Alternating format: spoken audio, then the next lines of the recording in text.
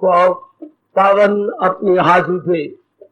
कृष्णाय वासुदेवाय हरिये परमात्मने प्रेम क्लेश नाशाय गोविंदाय नमो नमः। गोविंदाय नमो। वसुदेव सुतम देवम कंसानूरमर्दनम देवकी परमानंदम कृष्ण वंदे जगत गुरु कृष्ण वंदे श्री कृष्णा शरणं मम। श्री कृष्णा शरणं मम। श्री कृष्णा शरणं। अहोभाग्यशालिनी कल्याण कामनी गीता अनुयायी मेरी देवियों, बड़भागी गीता के पैरोकार, मननशील कल्याणकामी मेरे सज्जनों, धार्मिक भाइयों,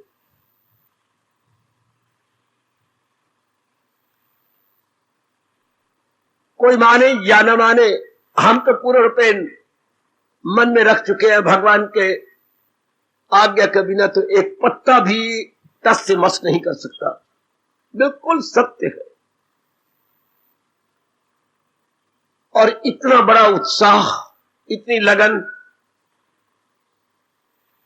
इतनी मन में व्यग्रता, इतना मन में शौक, ये श्रद्धा, ये विश्वास, ये उमड़ता हुआ प्रेम, ये एक मन में दिव्य रौनक, सब प्रभु जी की कृपा से है, भगवान जी की अकथनीय मेहरबानी से है।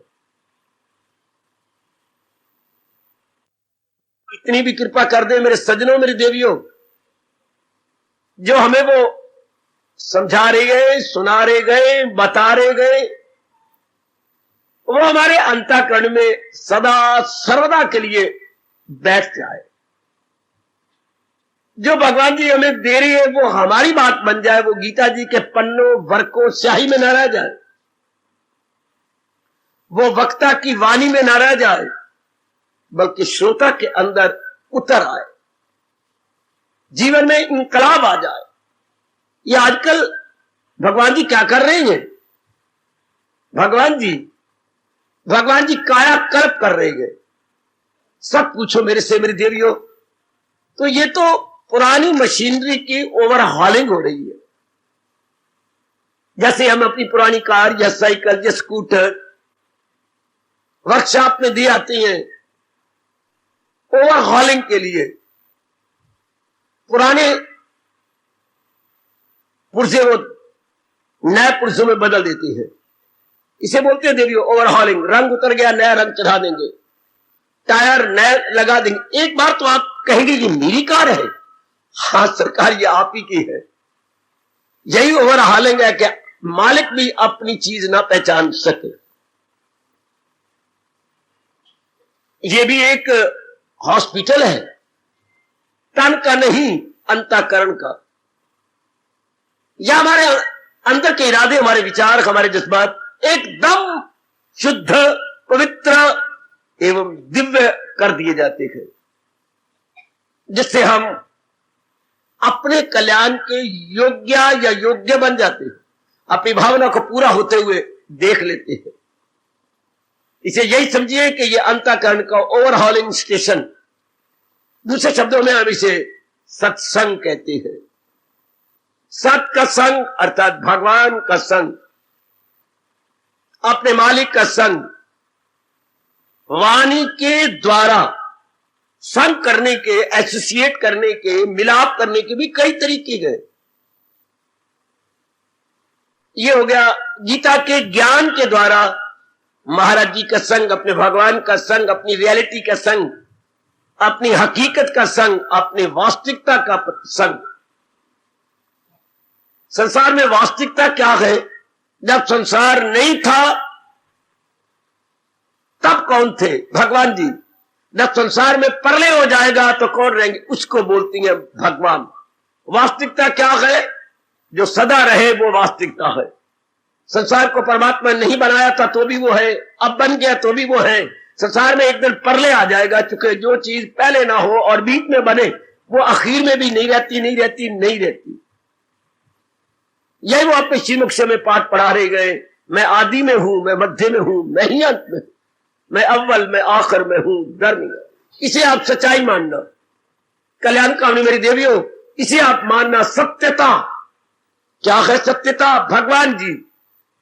और जिन रूपों ने हमें लुभा रखा है, जिन रूपों ने हमें पकड़ रखा है, नहीं जकड़ रखा है, ये रूप रहने वाले नहीं।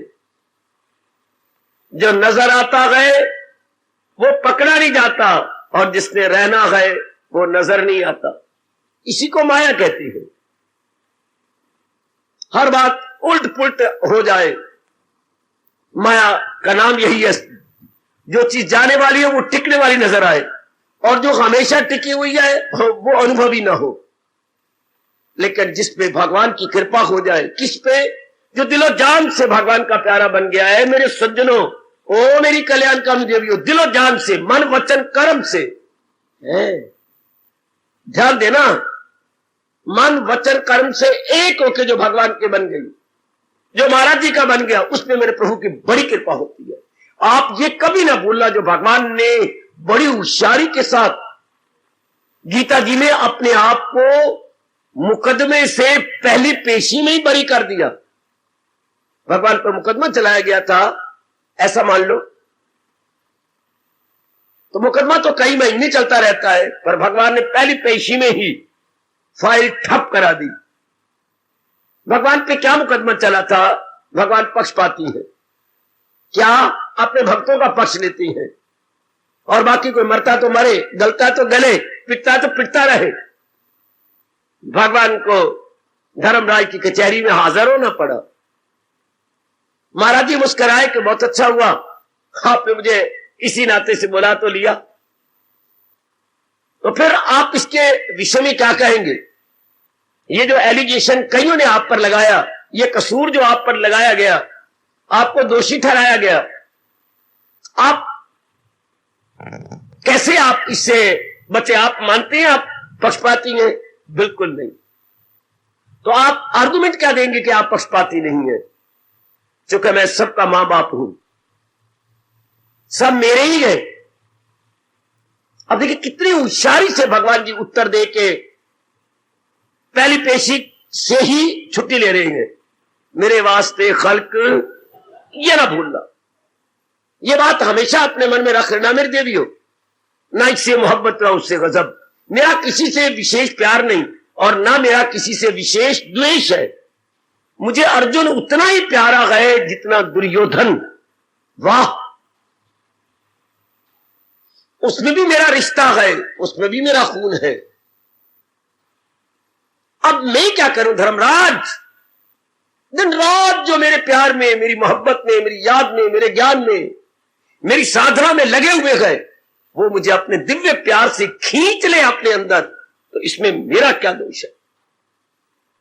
अब अर्जुन ने अपने आप को कुर्बान कर दिया। अर्जुन रोम रोम से मुझे प्यार करता है। अब मैं खींचा हुआ उसका कोचवान बन गया हूं, उसका सारथी बन गया हूं, और वो अपने रोम रोम से मेरे साथ द्वेष करता है, मुझे जेल में डालने की कोशिश करता है। अब मैं क्या करूं? वो अपने अवगुणों के कारण से मेरे से दूर है, ये अपने दिव्य प्रेम के कारण से मुझे अपने में फंसाई बैठा है। मैं फंस गया हूं इसके प्रेम में। भगवान के लिए तो सारे बराबर है, सब बराबर, सब एक में एक। ननद आपकी दो है, एक की ओर आपका ध्यान है, दूसरी की ओर क्यों नहीं? मैं अब क्या कहूं बाबा? एक के मन में प्रेम बहुत है, मुझे बहुत आदर देती है, मेरे साथ बड़ा प्यार करती है, मेरे बड़े काम आती है। तो फिर आप नहीं प्यार करते, वो प्यार इतना आदर मान करती है कि आप प्यार करने के लिए मजबूर हो जाती है। बस यही उत्तर भगवान का है। भगवान जी के लिए सारे बराबर है मेरे सज्जनों, सब। जैसे मैंने दृष्टांत दिया अर्जुन का और दुर्योधन का, एक चांदनी रात है और एक अमावस्या है। तो भगवान कहते हैं मेरे लिए, मेरे वास्ते खल्क यकसा है, सब मेरे लिए सारे बराबर।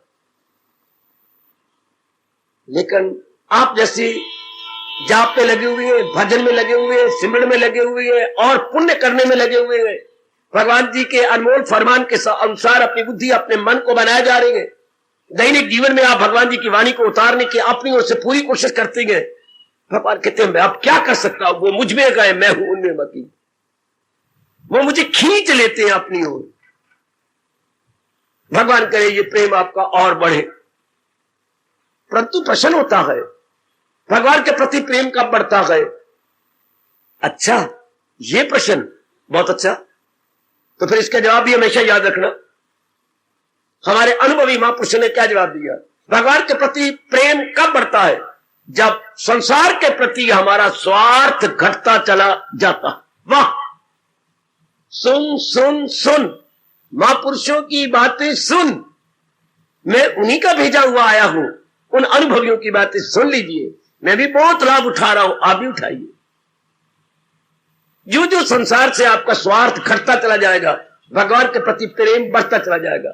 फिर प्रश्न पे प्रश्न कीजिए, संसार के प्रति स्वार्थ कब घटता है? जब संसार की असलियत की पहचान होने लगती है। सुन सुन सुन, रास की बातें सुन। जब संसार की असलियत, संसार की वास्तविकता हमारी आंखों के सामने आने लगे। अच्छा बाबा, प्रश्न फिर उठता है, संसार की वास्तविकता क्या है? वो नहीं जो हर नर नारी अपने स्वार्थ से देखती है या अपने कामना रख के संसार को देखती है। संसार वो नहीं है जो हमने अपनी कामना बना रखी है। ये तो मजाक की बात हो गई। नारी संसार कुछ और है, बाल संसार कुछ और है, नर संसार कुछ और है, स्टूडेंट संसार कुछ और है, दाल संसार कुछ और है, और वो जो शुगर मार्केट है उनका संसार कुछ और है। ये कमाल है, संसारियों का संसार कुछ और है, रब के प्यारों का संसार कुछ और है। क्या भगवान ने इतने संसार बनाए हैं? इतने संसार नहीं, जैसी दृष्टि वैसी सृष्टि। हमारे महर्षि वेदव्यास जी ने इस बात को पहले ही डिक्लेयर किया हुआ है। अब जो आपकी दृष्टि पवित्र होती जा रही है, देख लो संसार बदलता जा रहा है। संसार नहीं बदल रहा, ये तो हम कहते हैं संसार बदल रहा है। क्या? संसार अपनी असलियत दिखाता जा रहा है। ये तो बच्चे कहा करते हैं, पिताजी पिताजी पिताजी, वो देखो चांद निकलता जा रहा है, भाग रहा है भाग रहा है। चांद भाग रहा है बेटे, वो देखो वो देखो आगे चला गया, वो आगे जा। नहीं मेरे बेटे, बादल ऊपर चल रहे गए, प्रतीत होता है कि जैसे चांद भाग रहा। चाल तो बादलों की है, ये बादल आगे पीछे हो रही है। पर नन्हे मुन्ने बच्चे, अबोध बच्चे कहती है चांद इधर उधर आ रहा है। चांद चांद तो खड़ा। हाँ, इसी तरह संसार तो जैसा रब ने शुरू से बनाया है अब तक वैसा है, और सतयुग में, त्रेता में, द्वापर में, कलयुग में वैसा ही रहेगा। बाबा बाबा, ये संसार वैसा ही जब से बनाया। हाँ, तो फिर पुण्य पाप कार्य कहा जाते हैं कि सतयुग, तो वो तो फिर संसारियों में अंतर आता है। संसार तो वैसा है, हमारे में अंतर आता है जो हम रहने वाले गए। संसार तो जो 5 तत्वों का बना हुआ वो तो वैसे का वैसा है। उसी तरह वृक्ष है, उसी तरह हवाएं हैं, फिजाएं गए, देवी देवता गए। फर्क क्या आ गया? रहने वालों में फर्क आ गया, उनके व्यवहार में फर्क आ गया, उनके विचार में फर्क आ गया। विचारों में, व्यवहार में फर्क आया। किन में? रहने वालों में। सतयुग में जीव का व्यवहार क्या था? भगवत संबंधी। विचार क्या थे? भगवत संबंधी। बस इन्हीं में आगे आगे अंतर चलता आ रहा है। संसार तो वैसे का वैसा है, ये मन में रख लेना। संसार में रहने वालों में अंतर आ रहा है, उनके दृष्टिकोण में, उनके एंगल ऑफ विजन में, उनके आइडियोलॉजी वाला में, तो लाइन ऑफ थिंकिंग में फर्क पड़ता। आप भी देख लो क्या फर्क पड़ रहा। भगवान की वाणी सुनने से, भगवान की वाणी एकांत में बैठकर मनन करने से किसमें अंतर आया? संसार में थोड़ा अंतर आया, गली में थोड़ा अंतर आया, घर में थोड़ा अंतर आया, आपके अंतःकरण में अंतर आ गया। आपके सोचने का ढंग एकदम बदल गया है। आप वही पत्नी हो, वही मां हो, वही किसी की आप सखी हो, वही किसी की बेटी हो, किसी की बहन हो, रिश्ते में तो कोई अंतर नहीं आया, आपके दृष्टिकोण में अंतर आ गया, आपकी विचारधारा में बड़ा भारी अंतर आ गया। पहले कैसी विचारधारा थी आपकी सजनों, मेरी कल्याणकारी देवियों, और अब विचारधारा क्या हो गई है? जादू वो जो सिर चढ़ के बोले सियाने कहती हैं, और ज्ञान वो जो हमें अंदर बाहर से बदल के रखते। चूंकि ज्ञान असलियत बता देता है कि मैं ये असलियत, मेरी असलियत ये है, संसार की असलियत ये है। पहले हम किस रूप से संसार को देखते थे? और अब संसार को कैसे देख रहे हैं। और भगवान कृपा करे जरा ज्ञान सिरे चढ़ जाए, संसार ही कोई नहीं रहता। क्या संसार बनाने वाला रह जाता है।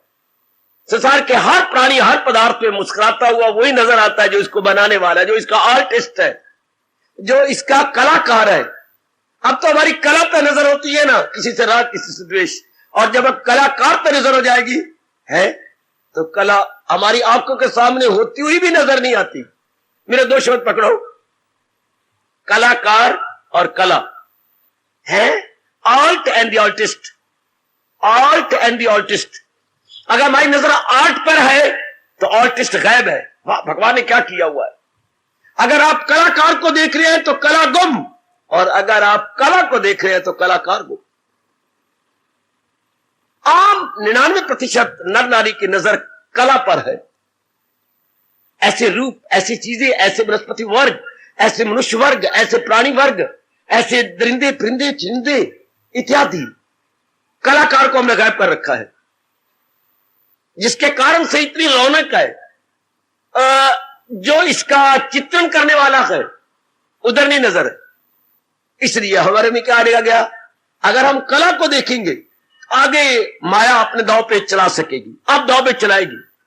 अगर आप किसी भी मंडी में जाएंगे, माने अनाज मंडी में जाएंगे, हाँ तो मैं सच्ची बात कहता हूं, कोई चीज चाहिए चाहिए, अगर चाहिए हाँ तो दलाल की दलाली बन गई। भगवती दलाल की दलाली पक्की। कब? जब आप अनाज मंडी में कोई चीज लेने के लिए गए। जब संसार में आपने कहीं राग द्वेष किया तो माया की दलाली पक्की। माया जरूर आपसे दलाली ले लेगी। इसलिए तो मैं बेवकूफी करता हुआ कह देता हूं, बहुत ही अच्छा होता अगर भगवान मां के पेट में हमें संसार की असलियत समझा के बाहर निकालता। हम संसार में बाद में आते, हम हुआ हुआ हुआ हुआ हुआ हुआ बाद में करते, पहले भगवान के साथ हां हां कर लेते। जा रहा है मेरी माया, इस माया से भरी हुई दुनिया में असलियत ये है। हम देखते हैं जैसे चीजें नजर आती हैं, ये असलियत है, ये है ही नहीं असलियत। अब असलियत क्या है? असलियत ये है कि जो इसको बनाने वाला है वही असली बात है। जो उसने कला बनाई है ये ठीक तो है लेकिन टिकने वाली नहीं है, इसलिए इसमें दिल भी क्या लगाए। लेकिन ये तो कोई आप जैसा जान जाए, एक तो इसको जानना मुश्किल, फिर जान के इसको मानना मुश्किल, और सबसे ज्यादा मुश्किल है जान के मान के अपना लेना। देखना आप जानने में है, मानने में है, अपनाने में है। बाबा ओ बाबा आप कहां ठहरे हुए गए? अरे तू कहां ठहरी हुई है? जान गई, आगे निकल गई, मान गई और अपनाने में लग गई। यह है आखिरी अवस्था जिसने अपना कल्याण कर लेना है। पहली अवस्था जानना, फिर उसको मानना, और तीसरी अवस्था है पहचानना। पहचानने वाले के लिए संसार ही कुछ और है। जिसने असलियत को पहचान लिया, मेरे सज्जनों, मेरी कल्याण कामनी देवियों, तो पूरी कोशिश कीजिए कि हम कलाकार पे नजर रखें।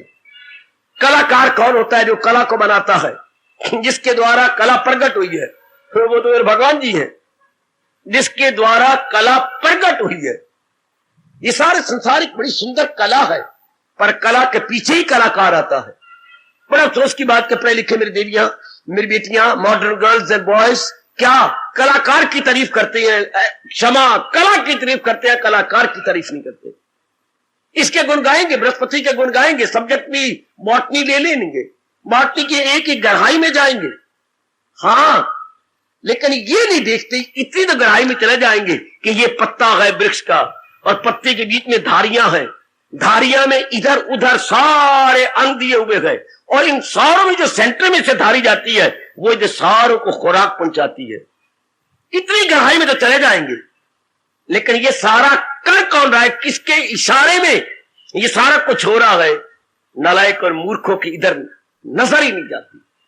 जिसने गल्ला और सरना होता है वो सिर्फ शक्ल पे रह जाएगा, बेटे शक्ल पे रह जाएगा।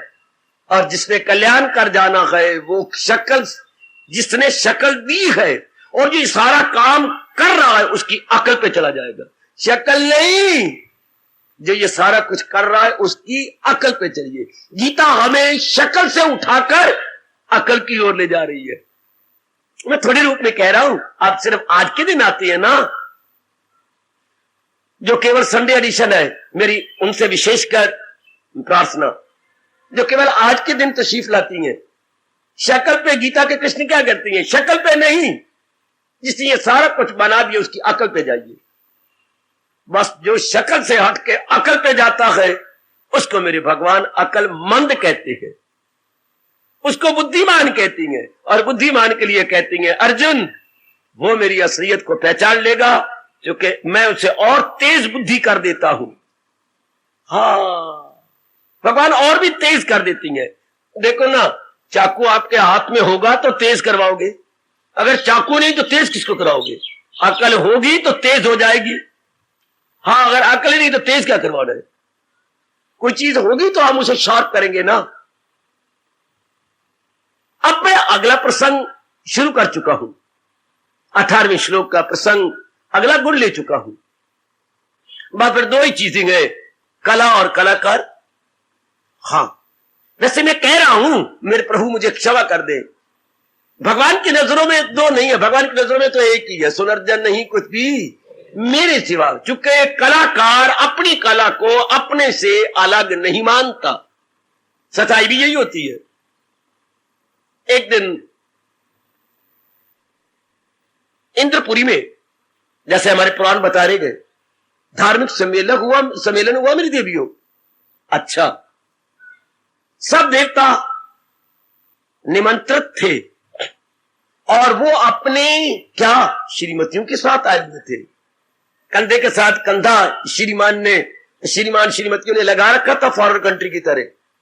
अच्छा, लेकिन नटखट श्याम सुंदर, उनके साथ तो कोई श्रीमती नहीं। बस कहीं कोई खाने की चीज पड़ी और कौवा छोड़ जाए, ये हो ही नहीं सकता।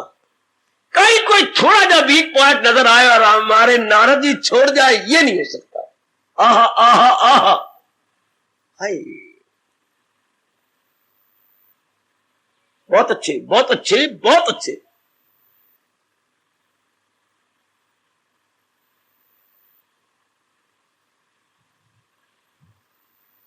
नारद जी ने ताल लिया,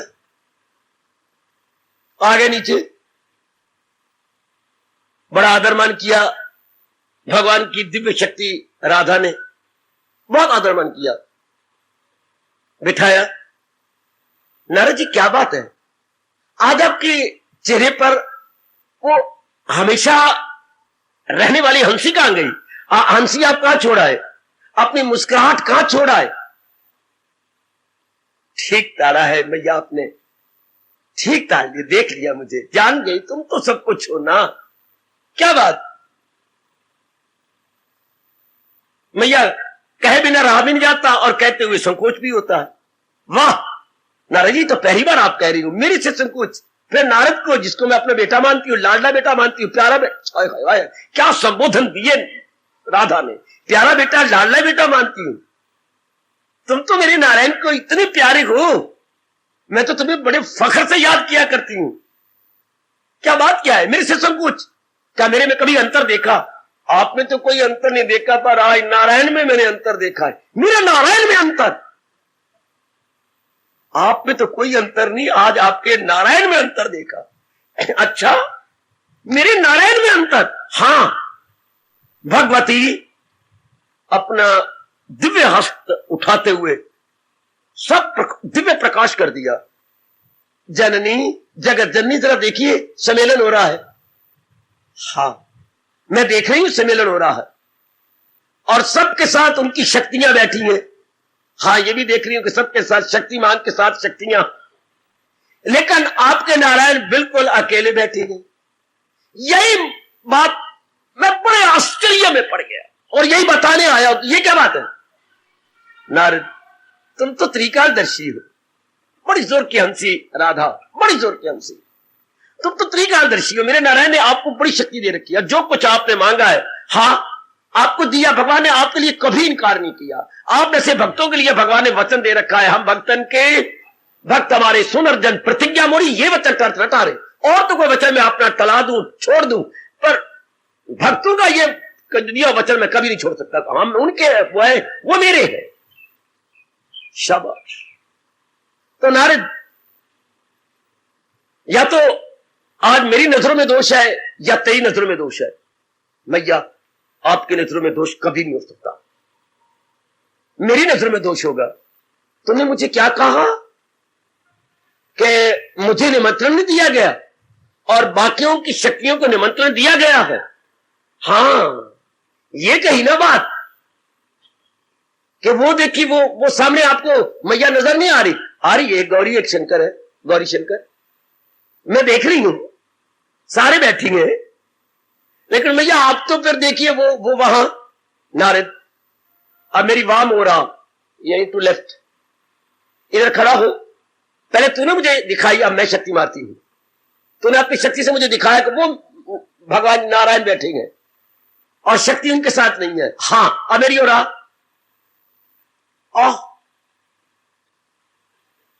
धड़ाम से नारद चरणों में गिर पड़े। अब देख लिया, देख लिया, बाकियों में और मेरे में अंतर है।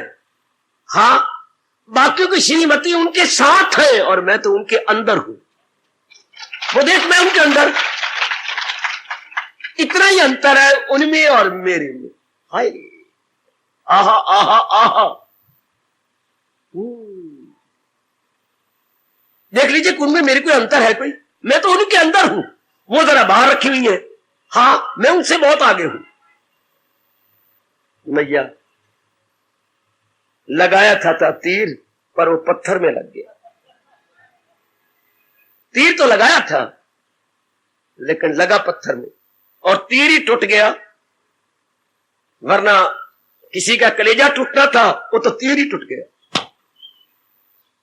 तो जैसे नारायण और नारायण की शक्ति, मेरे सजनों, मेरी देवियों, दो नहीं होती, एक में एक है।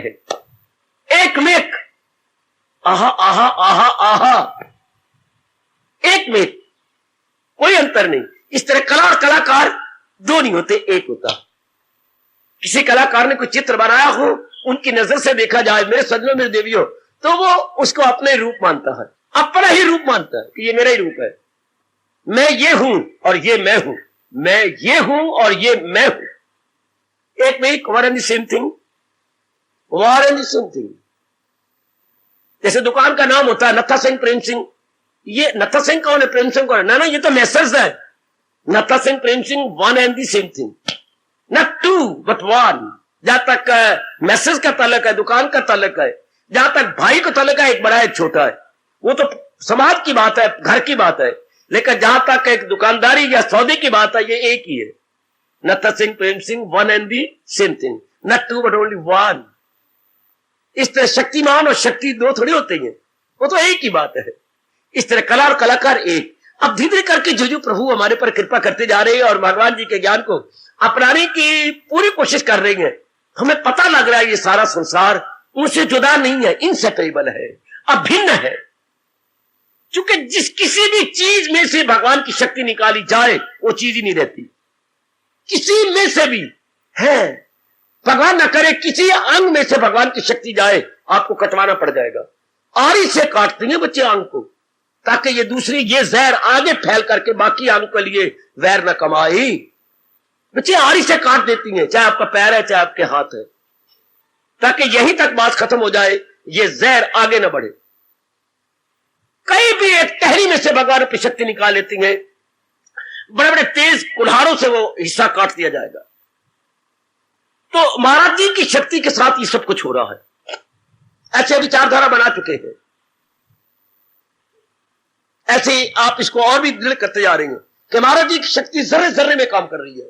बल्कि शक्ति कहकर के जरा दो कदम आगे बढ़े, महाराज जी जर्रे जर्रे में उस चीज की जान प्राण है। उसकी जान प्राण कौन? भगवान की दिव्य शक्ति। हमारे एक एक अंग की जान प्राण क्या? भगवान की दिव्य शक्ति। और वो शक्ति जड़ नहीं, वो शक्ति प्रकाश तो है, लेकिन चेतन है, चेतन भी है लेकिन बोलती है मैं हूं आत्मा बिल यकीन जो है जानदारों के दिल में मत। इस दृष्टि से देखा जाए परोया सब कुछ मेरे तार में कि हीरे हो जैसे किसी हार में, तो संसार एक माला की तरह नजर आती है। आप सबने एक दो बार माला फेरी होगी, नहीं फेरी तो मेरे कहने पर रोज एक माला तो फेर ली करो, रोज एक माला, हरे कृष्ण की एक माला रोज फेर ली करो।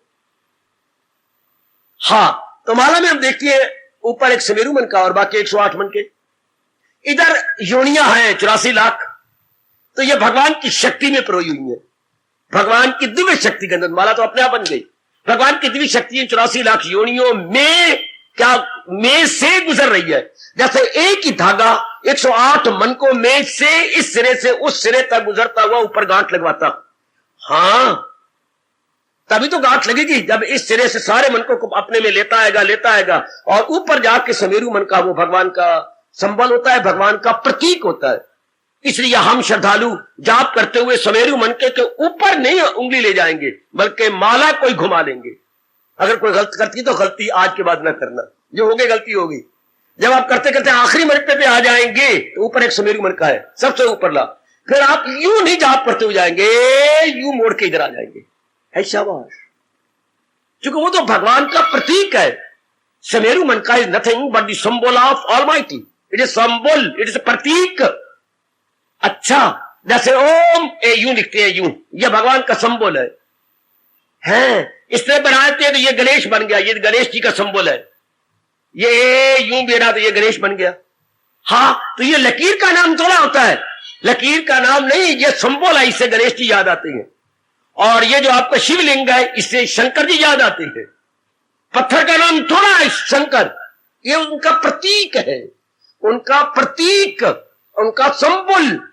अच्छा अच्छा, ये जैसे भगवान राम ने अपने हनुमान जी के पास अपना एक सिंबल भेजा, क्या मुंदरी छाप, और सिया जी ने अपनी याद के लिए एक जो अपनी बेनी में पहनती हैं, हाँ, वो भेज दिया कि ये वो अपने आप देख लेंगे चूड़ामणि। वो अपनी चूड़ामणि भेजी, और जब भगवान ने चूड़ामणि देखी सीता मुस्कुरा रही है, और जब भगवान की छाप देखी तो भगवान मुस्कुरा रहे हैं। इसे बोलते हैं सिंबल, अंग्रेजी में आपकी भाषा में कहेंगे प्रतीक। जिसको देखने से है जिस वस्तु को देखने से वो वस्तु वाला दिखाई दे। याद रखना, और याद रखना मेरे सज्जनों, मेरा कहना सफल कर लो। जिस वस्तु को देखने से वस्तु वाला नजर आए उसको प्रतीक कहते हैं। हाय, हाँ, देख तू मेरी बड़ी अच्छी सहेली है, हाँ, सारी चीजें दे सकती हूं, हाँ, लेकिन ये छाप उनकी है, ये नहीं मैं दे सकती, क्योंकि ये छाप तो मुझे वो ही नजर आती है। ये तो मेरे इसके प्रतीक कहेंगे। जिस वस्तु को देखने से वस्तु वाला नजर आ जाए उसे प्रतीक कहेंगे। अच्छा, तो आइएगा, वैसे ये सारा संसार धीरे करके जैसे हम अपने अंतःकरण को साफ करते जा रहे हैं तो प्रतीक नजर आएगा। ये सारा संसार, ये सारे संसार भगवान का प्रतीक है, क्योंकि भगवान अनुभव होती है, भगवान दिखाई देने लगते हैं। अभी तो आप भगवान को अनुभव करेंगे, सिंपली टू रियलाइज। अभी मैं रियलाइजेशन शब्द कहूंगा, फिर भगवान करेंगे। वो सुनहरी दिन भी आएगा जब तक भगवान का अनुभव होने लग जाएगा। कम ऑन, और मेरी कल्याणकारी देवियों, क्या कह रही हो हमारे प्रभु? हाँ, ये दृष्टि किसकी बनती है? भगवान के प्यारे की। वो कला में कलाकार को देखे जा रहा है, कला में कलाकार को देख रही है। शरीर में शरीर चलाने वाले को, बनाने वाला कह लो, मैं चलाने वाला ना कहूं, शरीर में शरीर को चलाने वाले को देख रहा है, बनाने वाले को, शरीर में शरीर के बनाने वाले को देखता है, कलाकार को। अब आपकी दृष्टि में अंदर हो, बाहर हो, यहां हो, वहां हो, देश हो, विदेश हो, दफ्तर में हो, या आप घर के अंदर है, कहां रहती है कलाकार के साथ? ये सारी संसार कला, शरीर भी तो कला है। अब आप कलाकार के साथ रहने लगती हैं, और जो कलाकार के साथ नहीं रह सकते, हाँ, उनके लिए कहा गया हास्य में जाप करो, ताकि कलाकार की याद बनी रहे। वरना भगवान भूखे नहीं है कि हमारे कृष्ण जपते रहे, हरे राम जपते रहे। हम भुलक्कड़ है ना, हम विस्मरण कर जाती है। हाँ, इसलिए कहा गया फिर जाप करो, ताकि कलाकार की याद बनी रहे। अच्छा, ना कलाकार की याद बनी रहे तो फिर प्रेम कैसा, भक्ति कैसी, उपासना कैसी? फिर अगर हम उपासक बनना चाहते हैं तो जिसके हम उपासक हैं वो उपास्य देव याद रहना चाहिए। किस में? नाक में थोड़ा, गालों में थोड़ा, या बत्ती दांतों में, या वाणी में? नहीं, मन में। इसलिए कहा जाता है कि ऐसा बोलो जो दूसरे को सुनाई न दे, इतना बोलो कि दूसरे को ना पता लगे, वरना भगवान नाराज होती हैं। प्रेम को प्रकट नहीं किया जाता, प्रेम को छुपाया जाता है। प्रेम से बस याद रखना है कि कलाकार ही सत्य है। जो इस शरीर की कला को बनाने वाला है बस वही सत्य है, चूंकि चला वही रहा है। तो कलाकार को देखते देखते देखते देखते कभी उनकी मेहरबानी हो जाती है कि चमड़े वाला शरीर, दमड़ी से, चमड़े वाला दमड़ी से उठकर कलाकार के दर्शन कर लेता है। यही पुरुषार्थ हो रहा है, असलियत हुई है। संसार में भी असलियत हुई है, भले ही कला कितनी अच्छी क्यों ना हो, पर कलाकार ही सत्य है। कला को देखते हुए हम बड़े कहते वाह। कभी किसी के आपने चित्र देखा हो तो कहते वाह, जी करता है जिसने ये चित्र बनाया उसके हाथों को चूम लूं। तो चित्र देख के चित्रकार की याद आ गई। इस तरह प्रकृति को देखकर प्रकृति बनाने वाले की याद आती है। शरीर को देखकर हमारी बेवकूफी के मां बाप याद आ जाते हैं। ये माया का चक्कर। माया कहती ना पुत्र इससे आगे ना जा, यही फंसे रहो। शरीर को देख के मां याद आ जाती है, शरीर को देख के पिता याद आती है।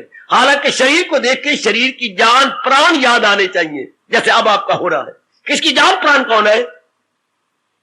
शरीर लाख का है, इसने कख का हो जाना। अगर भगवान ने अपनी जान प्राण निकाल ली तो हाय, अपनी एक शक्ति निकाल तो कुछ ही काम कर ही रहेगा। तो ये कलाकार की याद आने लगी, ये आप कलाकार को देखने लगे। अब अगर व्यवहारिक रूप में देखा जाए तो हम कहेंगे ये सत्संग भवन है, इतने स्थान पे फैला हुआ, इधर उधर ये वो, और आगे देखते ये किसी की कोठी है, आगे फिर कोठी है, फिर कोठी है, फिर बहुत बड़ी कोठी है, फिर छोटा सा मकान है, यूं देखते जाइएगा। और ये अलग किसने कर रखा है? ये चार दीवारी ने। ये चार दीवारी इतनी जमीन पर, जमीन जो है रेले वालों की है, इधर से रेले वालों की है, इधर जो है सत्संग भवन वालों की है। ये किससे? ये चार दीवारी ने अलग अलग कर रखा है। अगर हम गौर से देखें, चार दीवारी को जरा ऊपर उठा दे, सारी जमीन परमात्मा की है। थोड़ा सी नजरिया फर्क डाले कि चार दीवारी हटा दे, मेरी देवी मेरी देवी मेरी देवी मेरी मैया मेरी नेक बेटी, तो ऐसे अपनी नजर को उठाए, चार दीवारी को हटा दे तो नीचे सब धरती है, भगवती है, वसुंधरा है, धरा है, भगवान की है। चार दीवारी को हटा दे। ये व्यवहारिक रूप में हमने चार दीवारी से अलग अलग बना रखा है। सत्संग भवन है, ये फलां की कोठी है, फलां की कोठी है, फलां की कोठी है, सिर्फ चार दीवारी से। रिमूव ऑल दीज चार दीवारी। अच्छा, तो क्या धरती ही धरती है? इस तरह थोड़ा सा अगर रूपों से हट जाए, तो भगवान ही भगवान। इनको जरा उठा दे। ये महाराज जी ने भूल भैयों में डाल दिया माया के कारण से। जो शरीर बनाए गए अलग अलग बनाए हैं, कद, शक्ले, नाम, रंग, रूप, पढ़ाई लिखाई, माँ बाप, खानदान और हमारे रिश्ते नाते। ओए मेरे अरब्बा, कोई ब्राह्मण, कोई क्षत्रिय, कोई वैश्य, कोई शूद्र, कोई एजुकेटेड, कोई नॉन एजुकेटेड, कोई शाना, कोई जल्ला, कोई सुंदर, कोई असुंदर। ओ मेरे परमात्मा, ये चार दीवारियां है। ये सब के सब क्या फेंसिंग बेटे, ये सारी फेंसिंग है। आप जैसी नेक देवियां और नेक सज्जन जरा इन 40,000 ऊपर उठते हैं तो फिर क्या? एक ही परमात्मा जो सारों को चलाई जा रहा है, भगाई जा रहा है। अब उसके लिए ना कोई ब्राह्मण, न क्षत्रिय, न वैश्य, न शूद्र है, न काम, न क्रोध, न मोह, न लोभ। अगर हम इनको सच्चा मानते तो सारी वृत्तियां हमारे पर प्रवेश करती हैं। राग द्वेष प्रवेश करता है, राग द्वेष। क्यों? आगे और माया हमें लूटती है। अगर हम इन्हीं को सच्चा मानते रहे, इन्हीं में व्यवहार करते रहे तो खामखा ही हमारे ना चाहने पर भी माया अपना दांव पेच लगा के कई रूपों में अच्छे लगेंगे, कई रूपों में बड़े प्यारे लगेंगे, चाहे हमने पहली बार देखे हो, बड़े अच्छे। और कई रूपों को देखने का, कानी आंख से भी देखने का दिल नहीं करता। ऐसा क्यों? हमारा वैदिक धर्म बताता है पूर्व के संस्कार, जिनके साथ आपके पूर्व के संस्कार है, अपलक नेत्रों से आप देखते जाएंगे निर्लज्ज होकर। चाहे आप नारी चोले में है, कईयों को आप निर्लज्ज होकर देखते जाती हैं, वेदर दे आर शी और ही। कोई क्वेश्चन नहीं है शी और ही का, अगर पूर्व के संस्कार है किसी के साथ तो। और अगर नहीं है, या कोई संस्कार उल्टे पुल्टे किसी ने आपको धोखा दे रखा है, तो द्वेष भरी नजर से देखेंगे। ये जो भगवान ने राग और द्वेष संसार में बनाया, ओ भगवान, मैं क्या कहूं और क्या ना कहूं। ये बड़ी जबरदस्त दो वृत्तियां हैं, अट्रैक्शन एंड रिपल्शन। कहीं हमें बहुत अच्छे लगते हैं, कहीं हमें बिल्कुल नहीं अच्छे लगते हैं। एक बार देखा दिल ही नहीं करता इनको देखने का, और कईयों को जी चाहता है इनको अपलकने से, पलक भी ना गिराएं, इसे बोलते हैं अपलक, विदाउट ट्विंकलिंग ऑफ एन आई। लगातार देखते रहें, ट्विंकल ना करें अपने आई को। इतने प्यारे, जी हां, अब जो इतने प्यारे लगती है, राग हो गया, इनके साथ अटैचमेंट हो जाएगी। और जो नहीं अच्छे में लगते, द्वेष हो गया। क्या? मन में गरम वृत्ति का उठना द्वेष है, मन में शीतल वृत्ति का उठना राग है।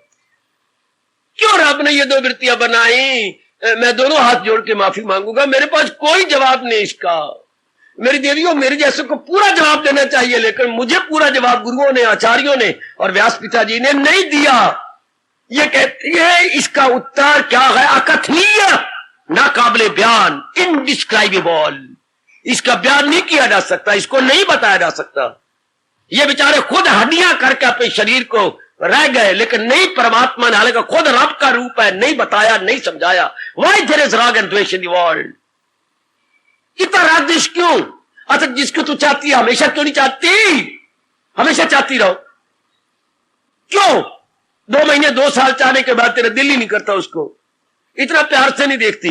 बल्कि हर नारी, अगर मैं गलत कह रहा हूं तो मुझे टोक लेना, मैं तो आपका बाबा हूं, दादा हूं।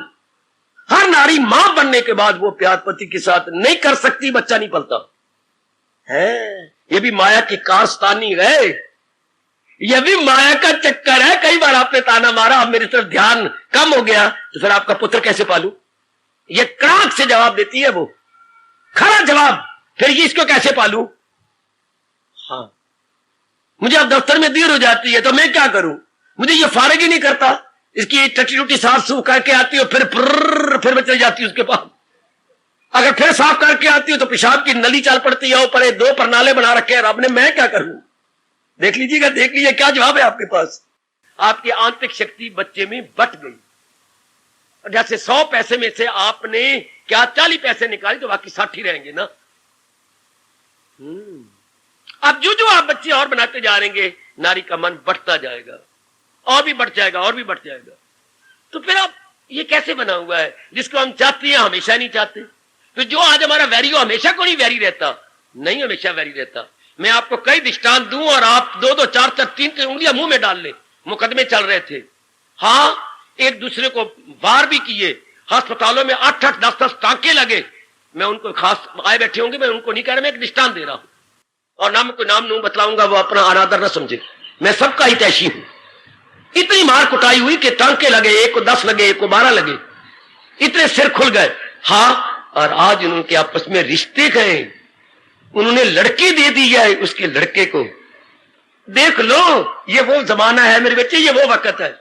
काका उनका इंजीनियर करके अपने यूएसए से आया, हाँ, तो सबसे पहले उन्हीं की मां ही नवी नवी साड़ी पहन के गई है, तू आ गई। ये सपना है, ये सच्चाई है? नहीं, सच्चाई है। आप तो कभी राम राम भी नहीं करती थी, आज हमारे घर में आए, ये कैसे हो गया? हम गरीबों के घर में तुम इतने लाखों बती, हम तो तुमने ताने मारे थे भी हमारे घर तो कुत्ते भी रोटियां नहीं खाती और फुलके नहीं खाते। एक गला बोल जाना, वो क्रोध में जो कुछ हो गया हमसे हो गया। तो फिर वाह, आप जैसी इतनी अमीर लाखोंपति हमारे घर में आए, ये तो वही बात हो गई, विदुर के घर भगवान आ गए, विदुर के घर भगवान आ गए। ये तो बड़ी कृपा। किस तरह आए? शर्म भी आती है। और बच्चों के बाप ने कहा तू पहले जा, तेरे पीछे मैं खड़ा हूं दरवाजे के पीछे, फिर मैं अंदर आ जाऊंगा, पर तू जाके बैकग्राउंड बना और बताओ तो सही, क्या आपका जो लड़का पढ़ के आया है, हाँ, विमला के लिए, अच्छा, रिश्ते के लिए आया है, हमारे सिर मत थे फारग हो गए, उतने दिन की पेमेंट हमारे से होगी। वाह, चाहिए भी ऐसा, नहीं तो हमारे हिंदुस्तान के जो सुंदर सुंदर जो है ध्रुव तारे गए, बाहर निकलते जा रहे हैं। जो इंटेलिजेंट है वो सारी बाहर जा रही है, लड़कियां भी लड़के भी, क्योंकि बाहर धन बहुत मिलता है, यहाँ कुछ इतनी कदर नहीं होती। अब हिंदुस्तान कदर करने लगा, अब हिंदुस्तान बहुत अच्छा कुछ कर रहा है, थोड़ी थोड़ी अकल आने लग गई। खैर, तो उन्होंने लश्कर जी सब धोखा हो गया संसार का। आज राग कल देश का राग। पहले आप भगवान को बिल्कुल नहीं मानते थे, कई बैठे हुए हैं। जनाब का यहां आना है, एक से मैंने पूछा आप यहां आ गए, मैं खुद ही हैरान हूं कि मैं यहां कैसे आ गया। ये उनका जवाब था कि मैं खुद ही हैरान हूं बाबा, मैं जवाब क्या दूं। आप तो बड़ा उल्टा पुल्टा बोला करते थे, बहुत गंदा बोला। और अब जब चारों ओर से मुझे कहीं शांति नहीं मिली, एक बारी क्या भी चलो उत्थे रब दी वाणी भी आजमा लवीए, शायद मेरे जैसा खोटा पैसा उत्थे खड़ा हो जाए। ठीक है ठीक है ठीक है, खोटा पैसा खोटा सिक्का शायद उत्थे निकल ही जाए। बिल्कुल ठीक है। प्रसंग क्या है, आज भगवान क्या कह रहे हैं, मेरे भक्तों के मन के अंदर कोई शत्रु नहीं रहता, कोई मित्र नहीं रहता। शत्रु और मित्र की भावना उनमें से निकल जाती है। एक बार तो सुन के आप हैरान हो जाएंगे, पर ज्यादा हैरानगी मेरी देवियों को नहीं होगी। शत्रु और मित्र का भाव कब होता है? अब मैं जरा एक कदम आगे बढ़ूंगा। कौन हमारा शत्रु? एक मैं साधारण रूप में कह रहा हूं आपके लिए नहीं, मैं एक कॉमन बात ले रहा हूं मेरी बेटी। शत्रु कब और मित्र कब? सीधी बात, बड़े साधारण शब्दों में महर्षि व्यास जी ने हमारा घर पूरा किया। जो हमारे स्वार्थों को पूरा करे वो मित्र।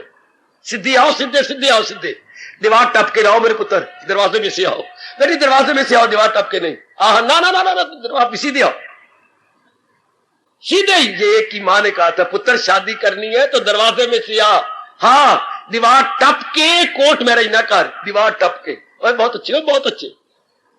क्यों दीवार टपना पे है? दीवार टपने वाले को चोर कहती है। इतना असर हुआ पुत्र के ऊपर के मां तूने मेरा बिना छुरी के नक कट दिया, लानत मुझे, अगर अब तेरी शादी करूंगा तो तरीके से करूंगा, दीवार टप के नहीं करूंगा। क्या शब्द कमाल का है, क्या गजब का शब्द है। अगर किसी के कलेजे में वक्त आ गया तो बैठ जाए। दीवार टप के पुत्र शादी नहीं करते, दीवार टपते हैं वो चोर होती है।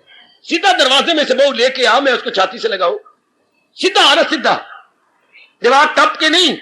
हाय बहुत अच्छे, तो हम सीधे हैं जरा, बिल्कुल सीधे। महाराज जी ने हमारी छोटी अकल वालों का घर पूरा किया है। जो हमारे स्वार्थों को पूरा करे वो हमारा मित्र। ना मानने वाली बात ही कोई नहीं, ना मानने वाली बात ही नहीं भगवती। हाँ, जो हमारे स्वार्थों को पूरा करे। अगर किसी को चोट लगती, खड़े हो जाओ, मेरे से क्या शर्माओगे तो घाटे में रहोगे।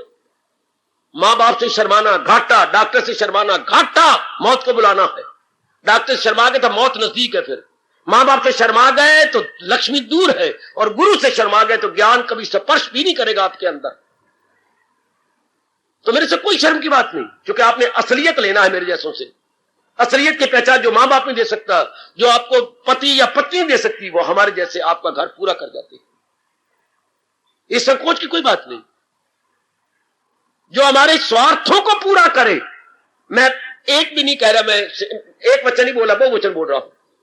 जो हमारे स्वार्थों को पूरा करे, हाँ, स्वार्थों का नाम ही संसार है। वाह वाह महाराज जी, जरा विशेष बुद्धि दे देना इंसानों को। स्वार्थों का नाम ही संसार है। स्वार्थों के आधार पर ही मेरा हो, मैं हूं या आप, मताए है या मेरी भोली भाली नेक बेटियां जन्म हुआ है।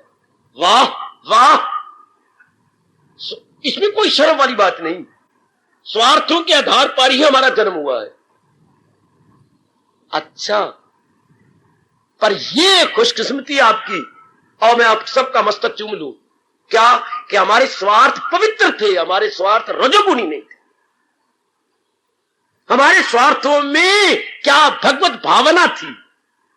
ए भगवती, हमारे स्वार्थों में भगवान की भावना थी। हमारे स्वार्थों में कम था क्या? कंचन कामनी कीर्ति जर जन जमीन, ये कम थे। तभी जनाब तशरीफ लाए गए, और आपके लिए मेरे भगवान ने मुझे प्यार से सेवा करने के लिए भेजा है। मेरे अहोभाग्य, हम सब स्वार्थों के आधार पर जन्म लिया है। अच्छा, तो जो हमारे स्वार्थों को पूरा करे वो हमारा मित्र। आप गली में कितनी रहती हैं? हाँ, कुशल्या तेरी सखी है, सहेली है। क्यों? ये किसका? इतने बहुत स्वार्थ पूरे कर जाती है। दुख में सुख में, कपड़े की जिस तरह बहुत ज्यादा होती हैं, वो रजाइयां उछाड़ धो ये वो, तो उसे बुला लेते, आजा आजा, मैं धोती जाऊंगी कितनी उड़ती रहा। कभी कुशल्य को कुशल्य के लिए बुलाया? कभी तूने कहा कि आज मैंने हलवा बनाया, बादाम भी डालेंगे और बहुत चीजें, आज रल मिल के खा लीजिए? बताया तूने इस तरह कभी बुलाया हो? आज मैंने ये करना, मेरे काम में आ जाना, हाँ आज मैंने ये कनक कुनक साफ करनी है, आ जाना। स्वार्थ स्वार्थ स्वार्थ। कपड़े ज्यादा धोने हैं, एक हाथ और चाहिए, हाँ और गड़बड़ मत कीजिए, कोई और दाढ़े दुने साफ करनी है, तू आ जा। ये देख लीजिए, राम तू आ जाना, हाँ मैंने छावनी जाना है, ये चीजें लेनी है, तेरी भी रह लूंगा। स्वार्थ। जब भी आप देखिएगा स्वार्थ। दिल्ली जा रहा है, कई चीजें लानी है, राम को साथ ले लिया। राम तो ना है, पालतू कुत्ता हो गया आपका। जब चाहो बेचारे को लिए जाओ, साथ पकड़े जाओ, है शाबाश। स्वार्थों को जो पूरा करे वेद, वही तेरा दोस्त कहलाए। स्वार्थों को जो पूरा करे, मैं आगे बढ़ूंगा जैसे वेद भगवान जी कह रही हैं। मैं तो गृहस्थी में नहीं गया, पर मां बाप की दृष्टि से देखा आया हूं। आपको गृहस्थी का तो आपका अपना ही अनुभव है। वेद तो और बोलता है क्या? स्वार्थों को जो पूरा करे, मां भी हमारी वही है, बाप भी हमारा वही है, पत्नी भी हमारे वही है। वेद और बढ़ गया, देवता भी हमारा वही है जो हमारा स्वार्थ पूरा करे, देवी भी हमारी वही है जो हमारा स्वार्थ पूरा करे, एक गुरु को छोड़कर। यह रिश्ता ऐसा कि जहां स्वार्थ नहीं लग सकता, वरना यह संसार रह नहीं सकता। क्योंकि कोई तो बुनियाद होगी जिसमें संसार रहेगा। तो ज्ञान या गुरु हमारी बुनियाद होते हैं, हमारी फाउंडेशन स्टोन होते हैं। बाकी मेरी भगवती सारी स्वार्थ, मां बाप बहन भाई पति पत्नी देवी देवता सब स्वार्थ लाग करे सब। हाय हाय वारे गुसाई जी, ये उनको लिखते हुए संकोच तो नहीं हुआ? सुर नर मुनि की यह रीति, हाय स्वार्थ लाग करे सब प्रीति। सुर मैंने देवता, नर एक ऑर्डिनरी मैन, मुनि जो कि इस मार्ग में अभी लगा है, यही उनकी रीति है। स्वार्थ लाग करें सब प्रीति, सब प्रेम करते अपने स्वार्थ को सामने रख करके। बेटे अपने स्वार्थ को सामने रख करके भगवान करे आपके पति आपके स्वार्थों को पूरा करते, भगवान उनको इतनी क्षमता दे और आपको भी इतनी समर्थता दे, आप उनके स्वार्थ पूरे करते रहे। शाबाश। एक बुजुर्ग मोया तो शादी की तरह उसकी अर्थी निकली। जैसे बुजुर्ग कोई नहीं मोया, शादी हो रही है, तूतियां वाजे झंडियां, मैं बकवास नहीं कर रहा, सच्चाई कह रहा हूं। तूतियां बाजे, हाँ झंडियां, उनके दोते पोते छुन्नू छुन्नू मुन्नू नुन्नू मुन्नू, वो छोटे छोटे नंगे मुनंगे जो कच्ची नहीं पहन सकते, वो भी झंडियां पकड़ी फिरते और आगे आगे जा रही है बाबा के। शाबाश शाबाश शाबाश। और नन्ही मुनिया नंगिया मुनंगिया, उनको तो कपड़े पहना देने थे, वो भी जा रही है झंडियां लेकर के, हमारे पापा मतलब पापा जो बोल ही नहीं सकती हैं। और एक का बाबा मरा तो रो रो के पिट के मर गए। क्यों? इस बाबे के साथ स्वार्थ कोई नहीं था। इस बाबे को 9-10 साल हो चुके हैं, काम कोई नहीं करता। हाँ कोई नहीं काम करता, हाँ बस बेकार है, कंडेम माल है, कंडेम बेटे कंडेम। ये बाबा कंडेम हुआ पड़ा है। ये बाबा कूड़ा कबाड़ है, कबाड़ खाना है बेचारा, कुछ किसी का स्वार्थ ही पूरा करता। एक बाबे की 86 साल की उम्र है, सारा बिजनेस संभाले बैठा है, सारा बिजनेस। वो मरा तो इतने पिट पिट के मर गए। और ये जो मरा ये 76 साल का बाबा था। तो रात जैसे निकल रही है और झंडियां और मार क्या से क्या, जिसको आप बुढ़ मरना कहते हैं, बुढ़ मरना कर रही है और वो जवान मरना कर रही है। क्यों? उससे स्वार्थ पूरे होते हैं। 86 साल का बाबा, 86 साल का बाबा, पर उससे स्वार्थ पूरी होती है ना। बड़ा भारी बिजनेस संभाला हुआ था, बड़ी भारी फैक्ट्री संभाले हुए था। शाबाश। एक बिजनेस 2 पुत्र संभाले हुए थे, एक बिजनेस इस बाबा जी ने संभाल रखा था। वो शाबाश। हर चौथे दिन अपने सफेद वालों को काला करने के लिए पता नहीं क्या मादी लगाई बैठता था और लगा के धूप में बैठ जाता था सर्दियों में। है शाबाश। ये बाबा जवानी को बुला रहा था, अपनी जवानी को। शाबाश शाबाश शाबाश। और वो बाबा बेचारा किसे काम नहीं आना। स्वार्थ जो पूरा करे, ये संसार क्या है? स्वार्थ के आधार पर टिका हुआ संसार। तो स्वार्थ पूरा करे तो वो हमारा मित्र। आ जाओ आ जाओ आ जाओ, बाहर न जाना।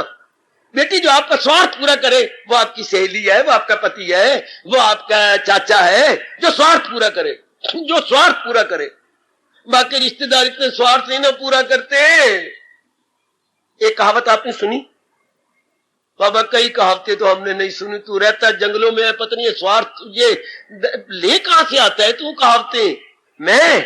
मैं तो अपनी दादी दादा से सुनी हुई है, नजर ना लगाना।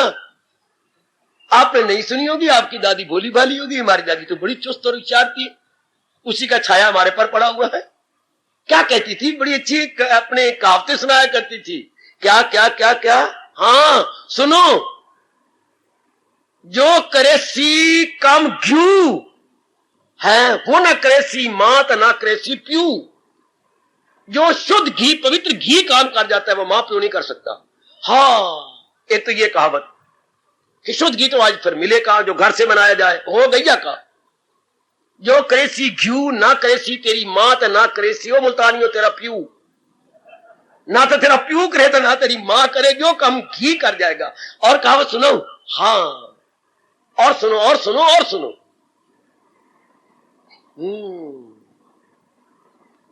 100 दवाइयां एक घी, दवाइयां 100 एक तरफ और शुद्ध घी एक तरफ। सुनो सुनो, भूलना नहीं, पर किसी को बता भी देना। 100 दवाइयां एक घ्यो तो 100 चाचे एक प्यो। हायो मेरे रब्बा, ओए ओए ओए ओए ओए, स्वार्थ के कारण से पुत्र 100 दवाइयां तो एक घ्यो और 100 चाचे तो एक प्यो। किस नाते से खून तो एक है, उनकी माँ बाप भी एक है, पर स्वार्थ पूरे कर, जो बाप स्वार्थ पूरे करता है वो माँ चाचे नहीं पूरे कर। चाचा तो फिर चाचा ही है ना, चाचा तो प्यो बन नहीं सकता ना। हाय हाय, बोलते तो आप है माँ सी माँ जैसी, पर माँ तो माँ ही है ना, मासी तो मासी है ना। बोलते तो आप माँ सी लाइक माई मदर, माँ सी माँ प्लस सी माँ सी, और माँ तो माँ ही है ना। मासी ने मां नहीं बनना और मां ने मासी बन के नहीं दिखाना। क्यों? सिर्फ स्वार्थ के कारण से। तो स्वार्थ के आधार पर यह संसार टिका हुआ है। सरकार अपने अंदर जाति मारो, क्या हो रहा है? असलियत की पहचान करके, भगवान के श्री मुख से निकले हुए ज्ञान को सुन के विचार करके असलियत की पहचान होती जा रही है। संसार क्या है, मैं कौन हूं, और संसार और मेरे पीछे चलाने वाला कौन है। ये असलियत में 3 प्रश्न होते हैं बेटी, और सारे संसार में हैं 3 प्रश्न आप जैसे कल्याण कामिनी और कल्याण कामियों के लिए। मैं कौन हूं और क्यों मेरे भगवान ने मुझे पैदा किया, और मुझे जहां पैदा किया ये संसार क्या है, और मेरे और संसार के पीछे मुस्कुराने वाला कौन है। सिर्फ ये 3 ही प्रश्न है। इन 3 प्रश्नों की यथार्थता जिसने जान ली वो ज्ञान के दरवाजे के ऊपर खड़ा हो गया। नहीं, यूं नहीं कहा जाता, बल्कि यूं कहा जाता ज्ञान की दहलीज के ऊपर खड़ा हो गया। दरवाजा और होता है, दहलीज और होती है बेटी। दहलीज तो दरवाजे के ऊपर जो चौकाट बनी होती है उसके ऊपर खड़ा हो गया। इतना नियरर, ओ यस, मोस्ट नियरर, मोस्ट नहीं मैं कह रहा, मोस्ट मोर नियरर कह दूं, ज्ञान की दहलीज के ऊपर खड़ा हो गया। शाबाश। अच्छा, अब आपको ये तीनों की असलियत भगवान जी द्वारा मेरे प्रभु की कृपा से आपको पता लगती जा रही है। तो क्या हो रहा है, सच्चाई की बात कह रहा हूं, दिन प्रतिदिन जो असलियत का पता लगता है तो स्वार्थ कम होता जाता है। अगर आपका स्वार्थ कम ना होता, आपके पैर मन पक्के होते, इधर ना आते। अगर स्वार्थ कम ना हो तो दिल नहीं करता ज्ञान को लेने का, स्वार्थ कम ना हो तो दिल नहीं करता इधर आने का। हाँ, आपने बाजार में से कोई चीजें खरीदी हुई थी, हाँ 2 थैले पकड़े हुए थे आपने, रास्ते में कोई गली वाली आपके पास आई, देख देख देख राम प्यारी तू मंदिर में जा रही है। हाँ मैं मंदिर में जा रही हूँ। देखना जरा मेरी चीज देख चाची, जरा मेरी ओर देख, मेरे दोनों हाथ भरे हुए हैं, दोनों हाथ मेरे में थैले लगे हुए, मैं दोनों चीजें लेके वहां जा रही हूँ, घर में ले आनी थी। मैंने कहा फिर बाजार में ना जाना पड़े, मुझे माफ करना नाराज नहीं, मैं देख लिया तेरे पास तो पहले बड़ा बोझ है, तो ये मेरा बोझ कैसे ले जाएगी। तो जिनमें स्वार्थों का बोझ होगा वो मेरे रब का बोझ कैसे उठाएंगे।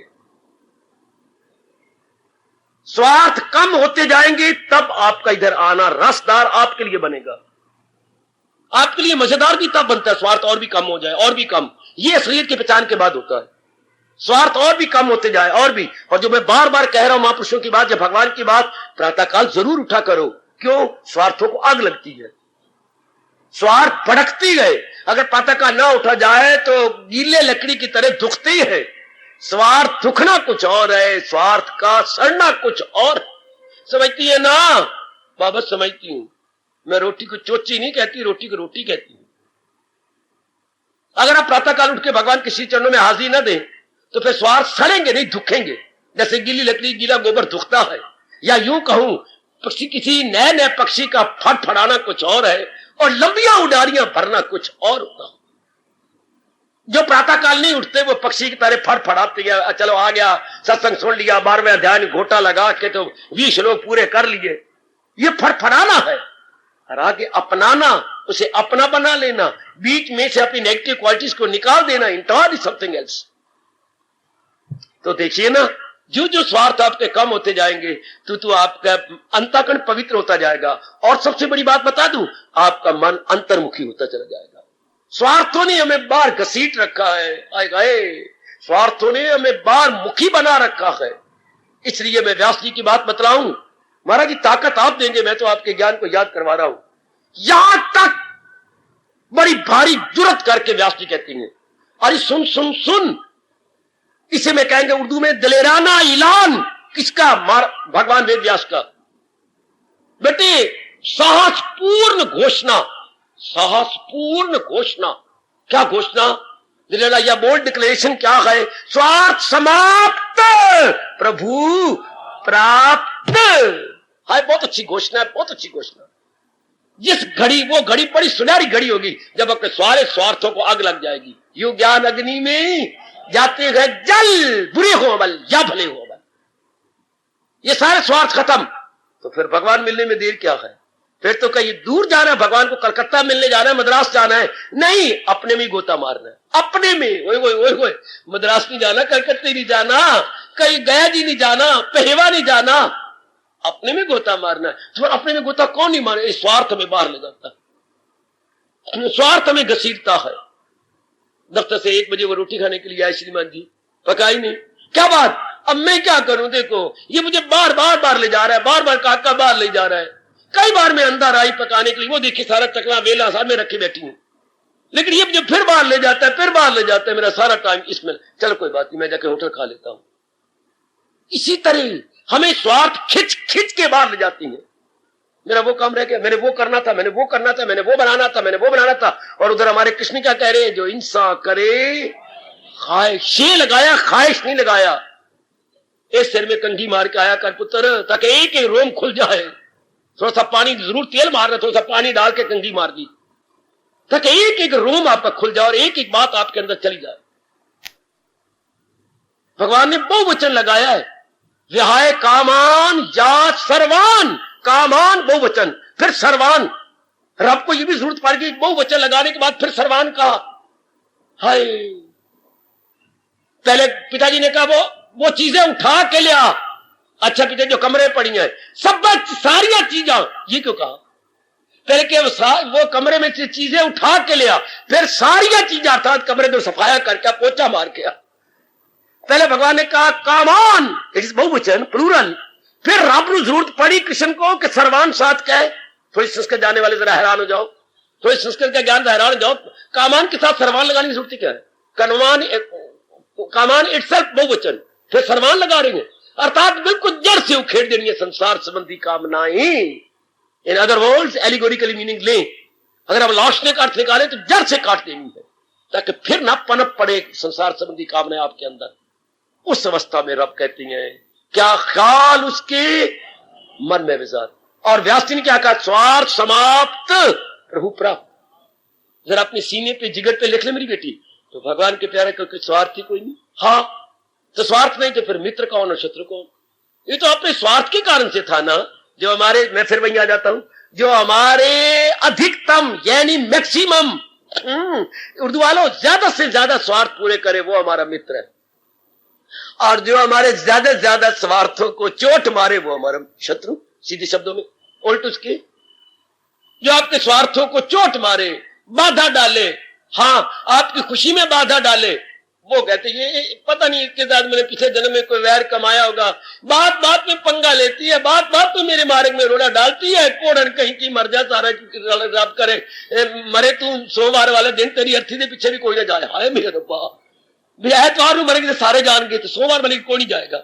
ये भी एक गाली होती है जो मैं सुन के हैरान हो गया, सोमवार में मरना, भाई रविवार तो सारी छुट्टी से अर्थी पीछे बहुत जान गए, शाला मरी सोमवार को अर्थी के पीछे कोई ना जाए। आप ना कहना किसी को, मैं तो आपको वो बातें बताता हूं जो आपने सुनी ना हो। आजकल ये भी गाल है कि सोमवार को मरना तेरी अर्थी पीछे कोई ना जाए, भाई संडे को तो सारे फारिग होते हैं। वाह, क्यों? मेरे स्वार्थों को चोट मारती है। इसलिए तो जब हमारे स्वार्थ पूरे करे, हाय वो हमारा मित्र, he is very dear to us, in no doubt he is our friend. हाँ, और जो हमारे स्वार्थों को चोट मारे, बाधा बने, अब यू कैन फॉलो, वो हमारा शत्रु होता है। भगवान तो अपने चोटी के भगत की बात कह रही है। मेरे भक्त के लिए शत्रु और मित्र बराबर है। ये शब्द ये क्यों नहीं कहा कि उसके लिए शत्रु मित्र रहते नहीं? आखिर में जरा टाइम आपका पूरा हो गया, शत्रु और मित्र रहते नहीं, ये क्यों नहीं कहा? सुनिए, उसकी अपनी दृष्टि से, उसके अपने मन के स्तर से उसका कोई शत्रु और मित्र नहीं रहा, क्योंकि उसका स्वार्थ को नहीं रहा, उसके मन का स्तर ऊंचा हो गया। पर भगवान ने सम लगाया है। सम का मतलब उसकी दृष्टि से तो कोई नहीं, पर भगवान के प्यारों को कोई अपना समझ लेता है, कोई भगवान के प्यारों को अपना वैरी समझ लेता है। हाँ, शुरू से देख लो, प्रहलाद को भी बाप वैरी समझे। ओए मेरा रब्बा, ओए मेरा रब्बा, ओए पड़ गए उस अकल में पत्थर कि सगा बाप प्रहलाद को वैरी समझता है। और हम अगर नाम लेते हैं तो भगवान की कसम, मेरा मन ये कहता है कि हमारे कई जन्मों के पाप सड़ गए। कब? जब हम मीरा का नाम लेते हैं, मीरा का गीत गाते हैं, जानबूझ के हम गीत गाते हैं ताकि हमारे अंदर के पाप सड़ जाए। और रानिया तेरी अकल में पत्थर पड़ गए जो वैर कमाता रहा। जिसके नाम लेने से पाप सड़ते हैं वो वैर कमाता रहा मीरा के साथ। देख लो ना, भगवान की भगत की दृष्टि से तो उसके लिए ना कोई वैरी है, ना कोई शत्रु है, ना मित्र है। लेकिन दूसरों की दृष्टि से, हाय अखी वेख जहर नू खांदा, ए संसार वेख्या संतान नाल भी वैर कमांदा, ए संसार वेख है। भगवान के प्यारों के साथ भी वैर कमाया जाता है अपनी दृष्टि से। शुरू से देख रही है, जैसे मैंने मीरा का दृष्टांत दिया, प्रहलाद को भी अपना वैरी समझना। ओए ओए ओए, और गुरु उसको प्रहलाद को मार देती है। और जब कृत्या निकाल करके प्रहलाद को मारने के लिए प्रकट हुई तो कहते कृत्या ने कहा, शक्ति निकली, क्या करूं, इस प्रहलाद का बेड़ा गर्क कर दो। तो बेड़ा गर्क करेगी तो दर्शन चक्र चल पड़ा, तो वो उल्ट करके इन गुरुओं को मार दिया। गुरु मर गए, चल। उसके बाद प्रहलाद ने हाथ जोड़े और भगवान को कहा, हे भगवान, आपकी भक्ति जब से मैंने करनी शुरू और आज तक अगर मैंने अपना किसी को भी वैरी नहीं समझा तो मेरी इस सच्चाई को लेकर ये जी उठे। वो दोनों जी उठे उसी वक्त अंगड़ाई लेते हुए जैसे कोई सोया हुआ व्यक्ति उठता है। किस पर कहा, अगर मैंने अपनी दृष्टि से किसी को अपना वैरी नहीं समझा तो मेरी इस सच्चाई को सामने रख के मेरे प्रभु मेरे गुरुओं को उठवा दो, इनको फिर जिंदा कर दो। ये हमारे लिए सारे कुछ कर गए हैं, वो तो पहुंच गए थे, पर हमारे जैसे मूर्खों को शिक्षा कौन देता, हमें इंस्पायर कौन करता? Very good. यही हाल मीरा को देख लो, और भी और अनेकों को ले लो। ध्रुव, वो सुतीली मां क्या समझती है और ध्रुव को भगवान क्या समझती है, ध्रुव को नारद जी क्या समझती है। वाह वाह, इसलिए भगवान ने जैसा समय लगाया सम, उसके लिए तो बराबर है ना, उसको कोई वैरी है, ना उसको मित्र है, ना कोई शत्रु है। लेकिन संसारी आदमी अपनी दृष्टि से भगवान के प्यारों को तो कोई अपना हितैषी समझता है और भगवान के प्यारों के साथ कोई वैर कमा लेता, क्योंकि वो अपने मुताबिक उसको नहीं देखते। मेरी बेटी, अपने मुताबिक नहीं देखा जाता भगवान के प्यार, शुरू से देखा जा रहा है, शुरू से ही। आज उसे भगवान कहती हैं, आज उसको याद करके और एक हाथ उठाकर हाय रो भी पड़ती हैं, आज उसकी याद में लाखों रुपए लगा देती हैं। और इतनी बुरी तरह मारा गया, किसी कंट्री में इतनी बुरी तरह नहीं मारा। आज उसका कहते मेरा साडा रब आई, कौन? ईसा मसीह। और किस बुरी तरह यूं दोनों हाथ करके किल गाड़ दिए गए, दोनों पैरों को यूं करके किल गाड़ दिए गए, और उसके बाद हैंड बुरी तरह फांसी पे चढ़ाया गया। और वो अपनी दृष्टि से कह रहा है, oh God forgive them for they know not what they are doing. मेरे परमात्मा इनको क्षमा कर देना, ये बेवकूफ जानते नहीं कि कितना बड़ा जुल्म कर रहे हैं तेरे प्यारे के साथ। They know not what they are doing, oh God forgive them. अपनी दृष्टि से क्या कह रहे हो, oh God forgive them for they know not what they are doing. क्या गजब, क्या गजब, क्या गजब, क्या कमाल। अब ईसा की दृष्टि से कोई शत्रु नहीं है, लेकिन उसके सारे उल्ट उस समय के उसी शत्रु मानते हैं। और आज मानते हैं साडा रब भाई रब, our God, our Isaiah, our Christ and God, one and the same. आज कितना दर्जा दिया जा रहा है, लेकिन उनकी दृष्टि से तो ना कोई शत्रु है ना कोई मित्र है, बराबर है। ईसा जी अपने कई शिष्यों के साथ एक जगह जा रहे थे, ये देखते बड़ा जमघटा लगा हुआ है, शोर मचा हुआ है। एक शिष्य को कहा जरा देखना क्या है। महाराज जी कैसे बताऊं, आप खुद चल के देखो। एक सुंदर सी नारी के हाथ बंधे हुए, मेरी बेटी, हम हाथ पीछे बांधते हैं, ये लोग आगे बांध देते हैं। हाथ बंधे हुए गए, हाँ, और उसका सिर नीचे है, और सबने एक पत्थर उठा रखा है। क्या इसको हर एक मारेगा, इसको मार देगा, खत्म करना चाहते, जान से मार देना चाहते।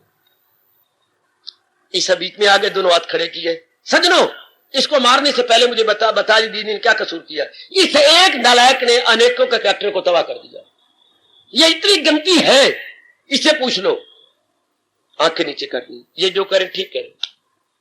अब हम चाहते हैं कि ये आगे कईयों को नरक के लिए ना भेजे, इसी को ही मार दो परे, ना होगा बात, ना बजेगी बंसरिया। अच्छा, इसने ये कसूर किया, पाप किया है, हाँ, इसलिए आप इसको मारना चाहते हैं। हाँ, मेरी सुन लो, हाँ, और पत्थर मारना शुरू करो। बेचारी कुछ थोड़ी सी उम्मीद रखी थी, कोई संत आ गया, शायद डूबते को तिनके का सहारा, पर कमाल कर गए, ईसा कमाल कर गए। आइए सज्जनों, आप अपने पत्थर ऊपर उठाओ। तो हर एक ने हाथ में उठाए हुए थे, आपने हाथ यूं कर लिया, सबने उठा लिए। जी, पहला पत्थर वो मारे, जी फरमाइए, जिसने अपनी जिंदगी में कोई गुनाह न किया हो, लगाओ पहला पत्थर इसके ऊपर। सबने आंखें नीचे की। अब उसके बाद ईसा ने क्या कहा जानती है मेरी बेटी, फर्क कितना है कि इसके पाप प्रकट हो गए और तुम्हारे पापों पर भगवान ने पर्दे डाल रखे। सब के सब पत्थर फेंक करके चल दिए। ये पहली शिष्या बनी थी ईसा जी की, द फर्स्ट फॉलोअर। वाह, ये आपने क्या कहा डिवाइन फादर, पहला पत्थर वो मारे जिसने अपने जीवन में कोई कसूर ना किया हो। फर्क इतना है कि इसका कसूर प्रकट हो गया है और बाकी के कसूरों पर भगवान ने पर्दे डाल रखे। वाह, भगवान की नजरों, भगवान के प्यारों की नजर में तो कोई उसके शत्रु नहीं, कोई उसका मित्र नहीं। दुनिया वाले अपने मन के स्तर के मुताबिक कोई संत को भी अपने शत्रु कह दे, संत को अपना मित्र कह दे, तो ये उसकी अपनी है, उसके अपने मन का स्तर है। क्योंकि जैसी दृष्टि वैसी सृष्टि। आप अपने आप को देखना, आप रोज सत्संग में आती हैं और मेरे भगवान जी की वाणी के साथ आप बड़ा प्यार करते हैं, आप बड़ा प्यार करते हैं। मैं देखता हूं मेरी बच्ची, और अगर ये गीता लेके मैं छाती से लगा के बोलूं पर आज नहीं बोलता। क्या शायद जितना कदर और प्यार आप गीता के साथ कर रही हैं, इस शरीर में आपने इतना प्यार किसी के साथ ना किया होगा। है ये सच्चाई, पर फिर नहीं मैं गा लगा रहा हूं। बहुत आदर आप कर रहे हैं, इसमें कोई शक नहीं। मेरे भगवान बड़े खुश हो गए। बहुत प्यार कर रही, सगे पुत्र के साथ इतना प्यार नहीं किया होगा जितना कि भगवान की वाणी के साथ आप प्यार कर रहे हो। ये एक आपके भाग्य अच्छे हैं। इतनी कदर भगवान की वाणी के साथ करनी भी चाहिए। तो आप अपने स्तर को देखिए, आपका अपना स्तर कहां है। आपकी अपनी दृष्टि से शत्रु और जो आपसे प्यार करती हैं वो, और जो आपको गिन गिन गालियां देती हैं या आपके विरुद्ध है, आपके मन में तो वैर भाव नहीं पैदा हो जाता। देखते रहना, हर एक मेरे सुनने वाले श्रोता देखते रहे, क्या आपके मन में तो वैर भाव नहीं हो जाता। कोई तो करेंगे, हम जिम्मेवार हैं, हम तो अपने जिम्मेवार हैं कि हमने किसी के साथ वैर नहीं करना, किसी का बुरा नहीं करना। भगवान के इन शब्दों को हमने कभी भी काटना नहीं, किसी को भी आजार देता नहीं, किसी से भी आजार लेकर हम तो इन शब्दों को चूमे हुए गए और बड़ी कदर कर रही हैं। पर अगर कोई अपने मन के स्तर के मुताबिक वैर कमाता है, कमा ले, मित्र लेकर कुछ हमसे ले जाता है तो ले ले, वो अपनी दृष्टि से करता रहे। पर हमारी दृष्टि के लिए, हमारी दृष्टि तो हम तो कलाकार की ओर देख रहे गए, हम कला की ओर नहीं देखते, हम तो कलाकार की ओर देखते हैं। कहे तो मेरे भगवान की रचना, ये कौन कहेगा ना मेरा कोई शत्रु है ना मेरा कोई मित्र है जिसका स्वार्थ नहीं रहा। इसी स्वार्थ ने संसार बसा रखा जे, ओ मेरी भगवती, इसी स्वार्थ ने संसार को इतना फैलाया हुआ है, जिसका स्वार्थ ही समाप्त हो गया उसका संसार ही समाप्त हो गया, संसार ही खत्म। संसार तो स्वार्थ के साथ है।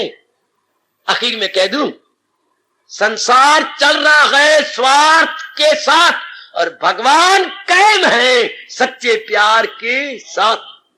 भगवान को कोई जानता भी ना कि दुनिया में भगवान है। अगर भगवान के प्यारे सच्चा प्यार ना दिखाते तो हमें पता ही ना लगता कि इस दुनिया को कोई रब भी है, कोई कृष्ण भी है। भक्तों के सच्चे प्यार ने भगवान को मेंटेन किया हुआ है और रजोगुणी तमोगुणियों के स्वार्थ ने संसार को मेंटेन कर रखा। अब आप समझ आइए, संसार कायम है किसके आधार पर? स्वार्थ के आधार पर। और भगवान मुस्कुराती है और कायम है। शब्द मेरा ये लगाना कहां तक उचित है भगवान जाने। अगर संसार को मेंटेन किया है तो भक्तों के दिव्य प्रेम ने, और संसार को अगर मेंटेन किया तो रजोगुणियों के स्वार्थ। संसार एग्जिस्ट करता है स्वार्थ के आधार पर और भगवान एग्जिस्ट करती हैं आपके निस्वार्थ प्रेम पर, अर्थात दिव्य प्रेम पर। भगवान मुस्कुरा रहे गए और स्वार्थ पर जहान टिका हुआ। इस आधार पर आपका ना कोई वैरी है ना आपका कोई मित्र है, क्योंकि स्वार्थ ही नहीं। और स्वार्थ के आधार पर ये जहान टिका हुआ है। आप जहान को जू निकालते जा रहे हैं तो भगवान के नियरर, मोर नियरर, मोर नियरर। जो स्वार्थ निकलता जा रहा है, अंतःकरण निर्मल होता जा रहा है, संकल्प विकल्प कम होते जा रहे हैं, खुशी आपकी बढ़ती जा रही है। वाह वाह, निकालो मेरी देवियों। मैं ये नहीं दावे से कह सकता स्वार्थ आपका सारा निकल गया, पर ये कह सकता हूं काफी निकल गया। स्वार्थ काफी निकल गया। ये नहीं कह सकते कि आपका फोड़ा बिल्कुल ठीक हो गया, पर ये कह सकते हैं कि फोड़ा का काफी गंध निकल गया। मलम ने काफी गंध निकाल दिया। पहले इतना बड़ा फोड़ा था, अब थोड़ा सा गंध। भगवान की वाणी ने आपके अंतःकरण के फोड़े को, गंध को काफी निकाल दिया। सो मेनी बैड क्वालिटीज काफी रिमूव होगी। अभी है तो यही थोड़ा बहुत था, पर वो भी हो जाएगा, ठीक हो जाएगा। कहा कितना बड़ा फोड़ा और कहा थोड़ा सा गंध उसमें रह गया। परमात्मा कृपा करे, आप अपना प्रातः काल उठ के अपने भगवान के चरणों में हाजिर देती रहे। आप जरा भगवान के प्यारे पवित्र नाम को अपने मन में रखते रहे तो बाकी जो कसर है वो भी पूरी हो जाएगी। अपनी ओर से प्रसाद कीजिए कि मेरा और भी स्वार्थ कम, और भी, फिर आपका यह आना भी सफल हो जाएगा। और आप अपने शरीर के रहते हुए इनको, इस व्यास जी के इन शब्दों को चरितार्थ कर दिखाइए। स्वार्थ समाप्त। आगे आप बोलो, भाई सारे बोलो। मैं पहली पंक्ति बोलूं, आप आगे बोलो, उनको खुश कर लो। स्वार्थ समाप्त। फिर बोलो मेरी देवियों सजनों, स्वार्थ समाप्त। अब इन शब्दों की लाज रखेंगे भगवान कृष्ण। सुन रहे हैं, मुस्कुरा रहे गए। स्वार्थ समाप्त प्रभु। हार्दिक धन्यवाद, हार्दिक आशीर्वाद। अब अपनी शहंशाह की आज आरती बड़े प्रेम और श्रद्धा से उतारे।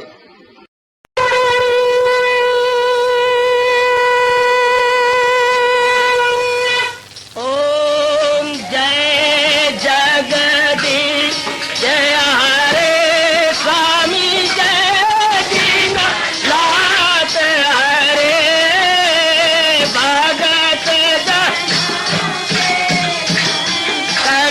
दास जनों के अवगुण